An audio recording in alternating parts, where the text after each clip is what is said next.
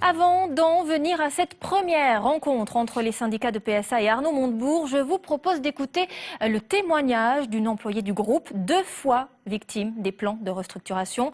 En 2009, elle a quitté l'usine de Rennes pour celle d'Aulnay, comme tous les autres salariés. Aujourd'hui, elle est très inquiète. Son récit avec Luc Lacroix et Xavier Roman. Quitter Rennes pour Aulnay, c'est ce que lui a proposé PSA en 2009 lors de son premier plan de restructuration. La prime est alléchante, 34 000 € sur 4 ans. Vicky n'a pas hésité. Quand je vois tout ce qui a été mis en place pour aider le personnel à partir en mutation, je me dis qu'ils seront toujours là pour nous, ils seront toujours là derrière nous. Financièrement, ils mettent le paquet. Pourquoi ça fermerait? À l'époque, c'est le site de Rennes qui est sur la sellette. PSA parle de sureffectif, supprime l'équipe de nuit et 1700 postes de travail. Pour Vicky, l'avenir à Aulnay semble alors radieux. Elle suit une formation, arrête le travail à la chaîne et passe au contrôle qualité avec une augmentation de salaire de 100 € par mois. Mais 3 ans plus tard, elle a le sentiment d'avoir fait le mauvais choix. Financièrement, c'était le site où c'était le plus attractif.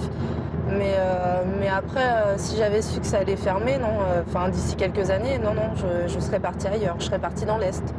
J'aurais peut-être pu garder mon job plus longtemps. Déçue, Vicky se rend désormais à son travail sans illusion. Elle ne cherchera pas à être reclassée dans une autre usine du groupe. Il faudrait à nouveau déménager. Surtout, elle ne fait plus confiance à Peugeot Citroën. Ça va faire 8 ans maintenant que je suis dans l'entreprise. Je me suis donné corps et âme pour mon boulot. Et aujourd'hui, on est remercié bien gentiment de prendre la porte. En venant de Rennes, ça a fait même pas 3 ans que je suis là et j'ai déjà plus de job d'ici 1 an. Donc bien remonté contre PSA, c'est clair. Pour Vicky, la page PSA est tournée. Il ne lui reste plus que la colère et l'envie de se battre pour négocier au mieux son départ. Et cet après-midi, les syndicats de PSA ont ouvert le bal des discussions avec le gouvernement.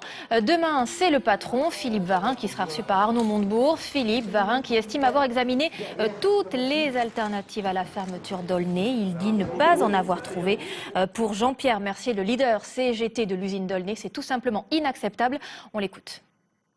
Nous, on a fait sacrifice sur sacrifice. Aujourd'hui, Peugeot a 10 milliards de réserves en coffre. Et nous, on devrait faire le sacrifice de nos boulots, de notre paye. Pas question. Et ça, c'est pas négociable. Il faut qu'ils le comprennent là-haut. Laura Aguirre de Carcer, vous êtes sur place à Bercy. Que faut-il attendre de ces entretiens? On ne doit attendre aucune mesure concrète ce soir, Marie-Sophie. Rien ne sera mis sur la table. L'objectif du gouvernement, c'est d'abord d'écouter les positions des syndicats avant de demain, comme vous l'avez dit, rencontrer Philippe Varin. Le gouvernement cherche, à travers Arnaud Montebourg, quelque chose de très simple, trouver un terrain d'entente. Cela s'annonce très compliqué avec toujours, comme point de cristallisation, le site d'Aulnay. En entrant dans la réunion, la CGT a répété qu'elle refusait cette fermeture, alors que le patron dans la presse, lui, reste ferme. Il n'y a pas d'alternative à la fermeture. Merci Laura Aguirre de Carcer en direct de Bercy.